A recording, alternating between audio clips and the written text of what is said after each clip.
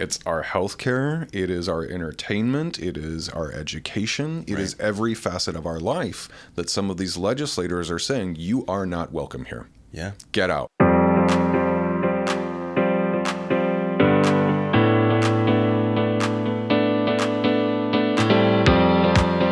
I'm Dr. Tyler Hendricks. It's so nice to have you here today. Thank you for joining us. For our listeners and viewers who aren't familiar with who you are, if you want to tell us a little bit about yourself, a little bio on who you are. Yeah, thank you for having me. I really appreciate this opportunity. So my name is Christopher Hamilton. I'm the Chief Executive Officer of Texas Health Action. We operate a few different programs here in Texas, one of which is the Kind Clinic. That was our first program, and it started by providing PrEP in Austin. It was approved by the FDA in 2012, but nobody in Austin was prescribing it. So a few people got together that were really pissed off this wasn't happening, and Kind Clinic was born. Out of that, we then merged with Waterloo Counseling Center in 2021. They provide mental health therapy, and actually Waterloo celebrates its 40th year of service this year. Incredible. It is the oldest organization in Central Texas to provide therapy and support for people living with HIV and AIDS. Wow. If you think about what happened and what was going on in 1983, there was not a lot of resources. Right. So we were very honored to have Waterloo join us. During the pandemic, we also launched our own standalone telemedicine program, Telekind, so people can access those same sexual health services of PrEP, HIV care, and gender-affirming care from anywhere in Texas. Wow. So we're really trying to reach not only urban areas, but rural parts of the state too. Sure. There is quite a bit happening right now in Texas, specifically Austin is the capital. So I know we wanted to jump into that and what your organization is proudly doing now. Can you tell us a little bit about what's going on in the Texas legislature and regarding queer healthcare? Travesty. Yeah. Like, it is a full-on out assault on LGBTQIA plus people. It's insane. It's our healthcare. It is our entertainment. It is our education. It is every facet of our life that some of these legislators are saying, you are not welcome here. Yeah. Get out. Right. It's crazy. In 2023. Yeah. And it's, I don't even know how to describe it. It's surreal at times. For sure. You know, our health is one of the last things that we have. It really is. Truthfully. And now you can put medicine into a new ideological camp where medicine science used to be kind of out of that, but I think COVID opened the door for it to be much more politicized. Absolutely. So that is now extended to other healthcare. We've seen that in abortion and reproductive rights. Right. And now we're seeing it with trans people in Texas. So there is a lot of legislation, multiple bills aimed at removing health care for trans youth. It's not just one of them. There's one or two that are very prominently in the news, but they have covered their bases in many different ways across many different bills.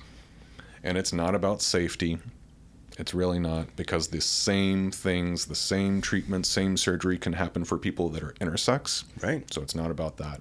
This is really specifically about targeting transgender people. And it's not trans youth only. There are bills that would also impact the health and healthcare access of trans adults in this state. There are almost 93,000 transgender people in Texas, one of the largest trans populations in the country. Wow. So our legislature is, again, in full-on attack mode for our community. We have participated, testified in front of the Senate about many of the bills that were targeting trans youth. Sure. That removing health care from children is probably not where they should be focusing their efforts. That telling doctors, we don't trust your expertise, your training. We don't trust parents for their thoughtful decisions with their children. We don't trust children. They're just going out and saying they don't trust any of these people to make their own decisions for their own life, which seems so counter to everything that they've always said. Freedom. Of big government, you know, get out of my way, don't run my life. Don't tread on my whatever. Except if they just don't like it. Right. That's what this comes down to. Right. Do you think that they are targeting this particular population because they feel it could be a test and to see how people respond to taking away liberties and power from a group of people? You know, we look at abortion rights and reproductive rights, and it's definitely a difficult avenue for the Conservative Party, because they're certainly wanting to strip those rights away. But a lot of those elected officials know it could jeopardize their political career. We see in certain states it's not a big issue. They're not concerned. There's not a way a liberal or Democrat would win. But in certain states that are swing states, we're seeing governors veto bills that were passed in the House and the Senate because they know that the overall population, like in Kansas, I believe they voted to retain, reproductive rights, in contrast to a lot of the elected officials. And so for Texas, this could be a way to say, how far can we get? What can we do? How far can we push with keeping, the majority still complacent? And that's what I worry about, and what gives me a lot of fear is even some queer people don't identify the trans community as a part of us. Then I see we're seeing a lot of that. Obviously, a lot of these things are coming to the surface now over social media or the news, and everyone has the ability to comment on posts. And so you're seeing this back and forth between members of our own community determining whether or not we want to be inclusive, which blows my mind. But I just worry that this is just the beginning, and a lot of the people who are complacent thinking this doesn't affect me, this is just the start, How do you feel about that? I feel that they're starting with a very vulnerable group of people, and it is so easy for a group in power to take advantage of and squash and marginalize a group of vulnerable people. Trans youth, vulnerable people. Yeah. That's your target? Yeah. Crazy. Like really punching down there.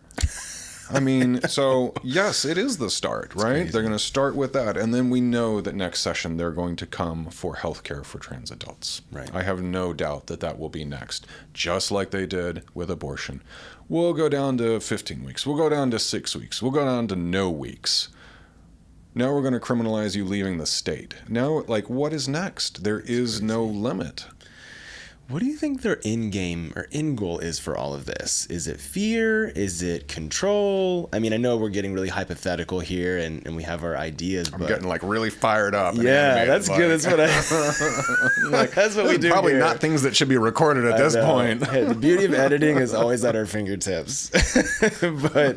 But yeah, I get super frustrated because I come from a family that we've got a long history of being conservative. It's a lot of how they identify themselves. But when you sit down and talk to them, they're rational people, right? They think freedom. They think absolutely people should be able to do whatever they want to do. They should have access to healthcare.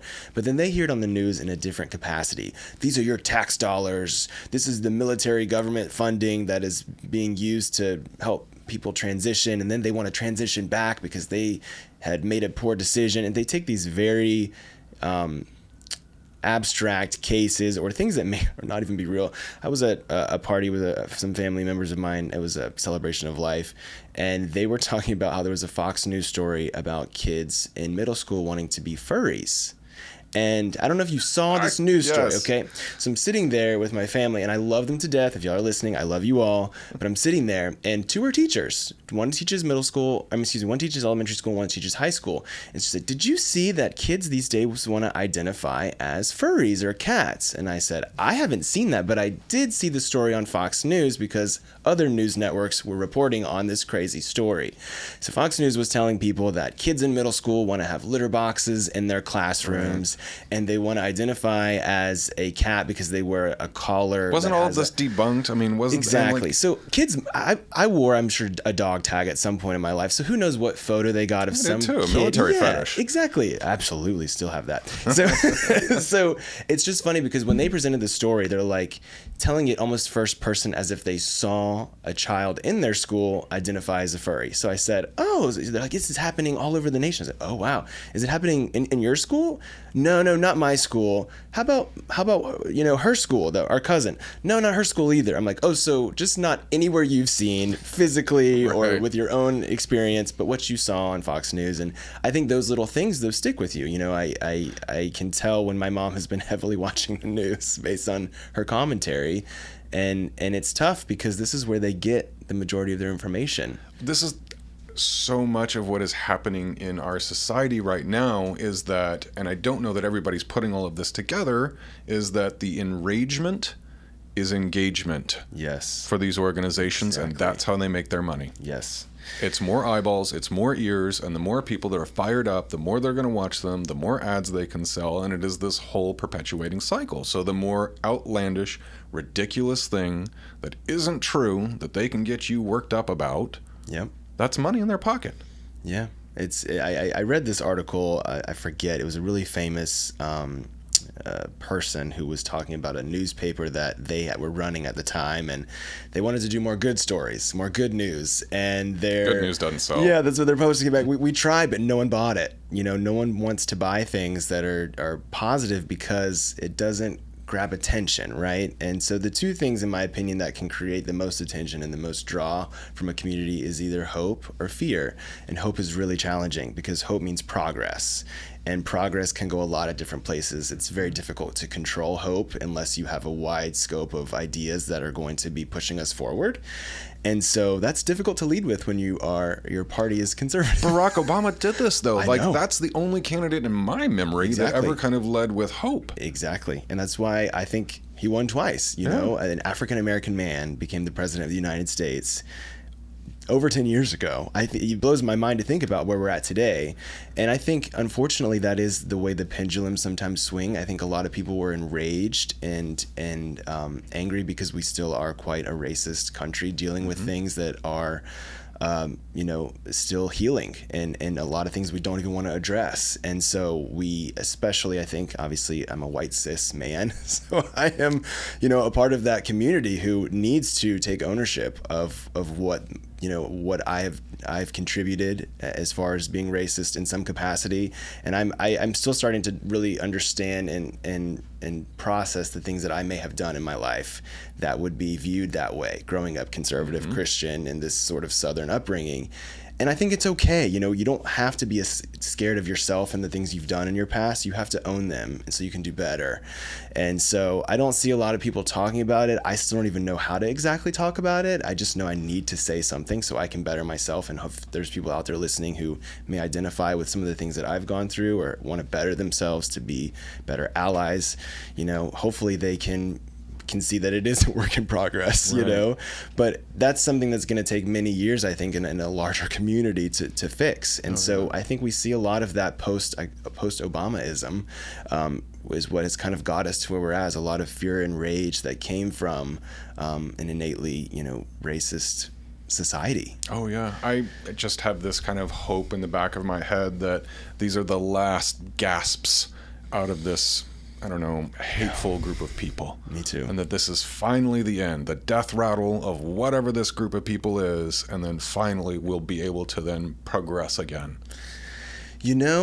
I think I have a different sort of mindset because I just was in South Georgia around a lot of young family members that, and I love them all to death, and I found out they listen to the podcast, which is, yay! Just hit the head 30 seconds. Right, yeah. So when I went back there, it's almost as though, and one of the charms of this town is that it's almost like time passes, but nothing there does. And so there's this sense of me seeing myself at 8, 9, 10 years old running around like in the same places, playing in the woods with my cousins, having a blast. But the problem is the mindset didn't change either, and mine did. Luckily, thankfully, it wouldn't though if I had stayed, if I had been there the whole time and surrounded myself in that environment where you really can't grow, unfortunately. So I have a little bit of a negative point of view. I think that's why I've been a little kind of off the last couple of weeks, is just processing that my family members who are growing and living lives, and teachers and mothers and fathers are still just absorbing a lot of negativity and a lot of hate, and they're having more children and not purposefully, but I think unfortunately that is being dripped down to the generations that are still coming. And so that's my worry. I mean, what we're talking about really is culture change. Yes. Right? That is slow. That is a long process. It is. I mean, even the course of our history and country, it is long and slow. Yeah. And we could make change fast, but change is hard for people. Right. It really is. It really is. Doesn't mean you have to stand in the way. Lots to unpack there. Yeah. Talking about your experience of kind of feeling maybe a little confused about how to engage with all of this. Yes. That was one of my takeaways in being at the Capitol over the last couple months. Yeah. Because it is a confusing system, and it's designed to be confusing, to not have public engagement. Insane. And, you have to be on the Capitol grounds. You got to find one of these kiosks, know how to use it, or get onto the Wi-Fi there in order to register. And then, well, I don't know how this works, right? And, for some people, the last thing that we saw was the Schoolhouse Rock, how a bill becomes a law. I know, it seemed pretty I don't easy. know if other people know that. Go, look it up on YouTube if you have not obsessed. seen that. But, people that I was there with just didn't know how all of this works. Yeah. And it's designed that way. Right. Because that's how you keep and preserve power. Yeah. So I think the best things that we can do are to educate ourselves, follow advocacy organizations that will teach us how to advocate for ourselves, teach each other what we can do, and break out of that cycle of fear with each other. Absolutely. I think, too, the majority of Texans are obviously good, hardworking people that love their neighbor, love their family, want to do what's best for society. And a lot of it does boil down to where they get their information from and who they trust. And so I don't believe the majority of Texans want to take away rights from anyone. They don't. It's the people who have been elected and put into power. And so I think, I wonder, what would be their tipping point? When would they say enough is enough? This candidate is not following what's best for Texans. These candidates are being rewarded for their extremism. Right. Right? It's that same enragement cycle. We have to figure out a way to break that cycle, to disincentivize the extremism. Yeah. And just the insanity that goes with it. Right. If we figure out how to disincentivize that, then we will start to change power structures. So what can we do to get involved? What can we do to make an impact? How can our voices collectively be stronger? Should we go to the Capitol? Are there easier ways to get involved? If you have an ability to go to the Capitol, again, I would follow very specific advocacy organizations in Texas, like Equality Texas, Texas Freedom Network. Yeah. They have been at the forefront of this, along with ACLU of Texas and many others. Follow them on the specific calls to action. They will tell you the day, they will tell you the bill, they will give you the education on how you can register to testify, or voice your opposition or support for a bill. Sure. So I would recommend following them. They will also tell you, call your local representative, Yes. Call your state representative, call your state senator, call people in the calendars committee. These are the folks that figure out when that bill is going to be voted on. Sure. They have a lot of power, and they kind of fly under the radar. Wow. So, again, following these advocacy organizations, getting engaged with, send your local representatives an email, call them, do whatever you can to make your voice heard. Absolutely. And if you're out of the state of Texas, but you're still, especially those in New York and California. Send lawyers and money. Yeah, lawyers and money. Absolutely. Absolutely. That's definitely great advice for people to get involved. And for people out there who may feel as though they're ready to take a step forward in this really difficult time to transition or to start talking about affirmative healthcare, are there resources for them that you're aware of, or how they could at least get started? This for some people may be the first time they've even heard about it, and they may be younger, they may be older, and this could be something they've been figuring out for quite some time. Yeah, but now that it's in the public eye, they're like, oh, maybe this is what I should have been doing all along, or maybe this applies to me. I would say start to Google whatever resources local in your community. Yes. Some communities are fortunate to have organizations that can help connect you with peers, start to talk about this. Yeah. If you are thinking that maybe therapy and exploring gender identity with your therapist is something you want to do, again, start to look for affirming therapists. Sure. Wherever you may be. And of course, there are plenty of telehealth options for therapy, Yeah. Which are also wonderful. If you're deciding that maybe medical care is the thing that you want to start with, or maybe that's the next step in your journey, find an organization that provides affirming care. So Kind Clinic and Telekind, we do provide gender affirming care for people 18 and up. Sure. I know that this is now a very awkward time when we're recording this because there is very specific legislation threatening to take away healthcare from trans youth. So Right. if you are under 18, I know this has got to be a very tough time for you. Absolutely. It's got to be really tough. And the providers right now, I have heard of some that are already starting to close. Months ago, I've heard of providers that said, we're just not doing this anymore. And we're trying to find other organizations to take care of their patients. So whether the legislation passes or not, it's already having its effect of chilling and stopping this. Right. I'm so glad that you came. Thank you so much for spending time with us. Thank you. Yeah, this is incredible. And hopefully we get to have this conversation again after we have seen positive change and that this is, no longer a threat to our healthcare. And if it is, the fight has just begun, and we will continue to march that fight until we're all free in every state. So if you're out there, you be you. Yeah. We'll be kind. Yes. I love that. And we'll keep being kind. Absolutely. Thanks again. Thank you. Yeah.